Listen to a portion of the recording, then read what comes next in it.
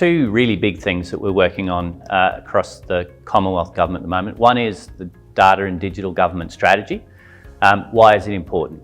It's important because I think it's going to set the future direction on how government is going to work across itself to deliver improved information products and services to citizens and businesses. And it's going to support government's ongoing transformation to become a digital government and to be a leader in digital government across the globe.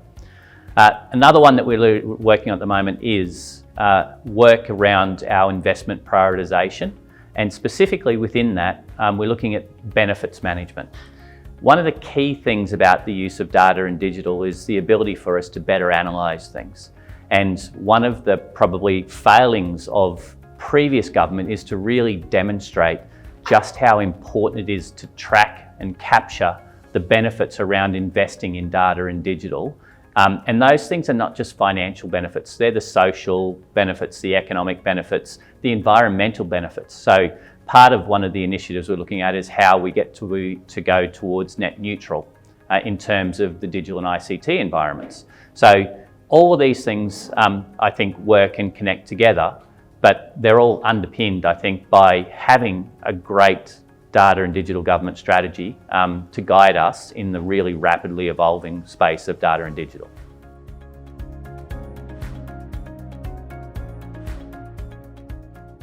So tools is a really interesting one. All digital people go straight to the technology. And I think we've seen that happen in a lot of cases.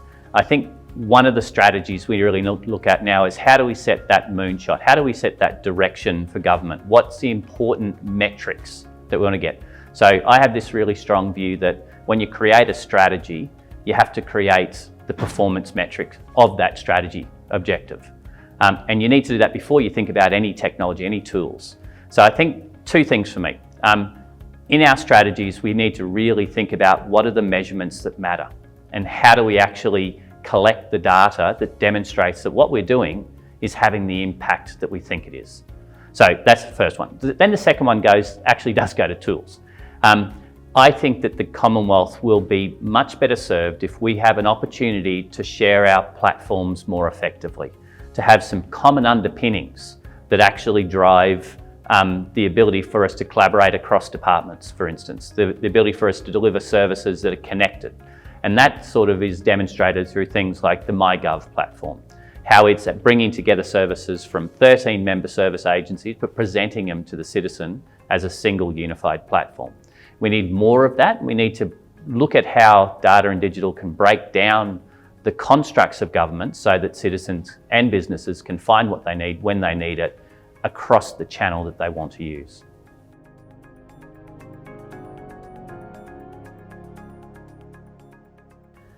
Data and digital government strategy to me is about trust and confidence. So it's a really well-known fact that the more effective the delivery of services are to citizens and businesses, the higher degree of trust there is in those governments to continue to do that. We have a lot of technology. We spend a large percentage of the government's budget in data and digital. And what we actually have to do is make sure that we can demonstrate to citizens the value that that's creating. So by being open, being transparent about the way that we're investing, what we're investing in, and how it's actually improving outcomes is, I think, the key benefit. The purpose of government is to support society and allow for people and businesses to enjoy living in their communities.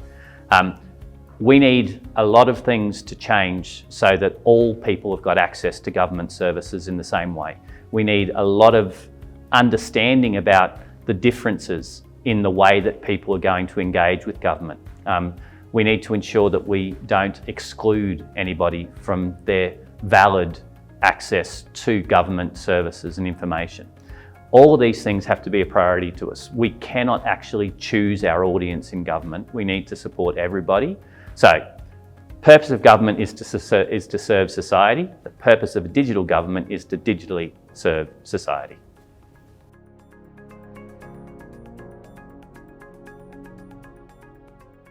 I think collaboration in the public sector is incredibly important because of the fact that the more we understand the connections between the agencies that are serving people in different ways, the better we're going to be able to serve those people as the centre. So historically, government was about process, government was about fulfilling functions, and it does those things. It gives money, it delivers information, it supports people and different things, and it provides services and collects money, for things like taxes. All of those things are continuing to evolve into a new economy, like global economy, for instance. A lot of Australia's businesses are set up as global markets straight away. So how do we think about those things in government? Being able to collaborate, being able to understand important connections. Import-export, for instance, there's a program called Simplified Trade System that I think there are 14 departments that are involved in import and export across the Commonwealth. That means currently that there are dozens of systems across those 14 departments that are actually all acting independently while trying to serve that one importer or exporter.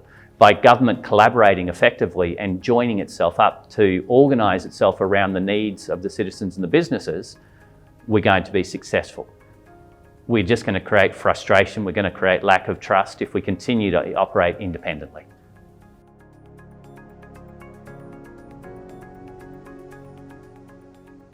Well, it's pretty early in the event today, so I'm going to have to probably say that I did like a lot of Janet's responses around the data space. One of the things that I've seen in the Commonwealth is that leadership in that data space and just how important it is.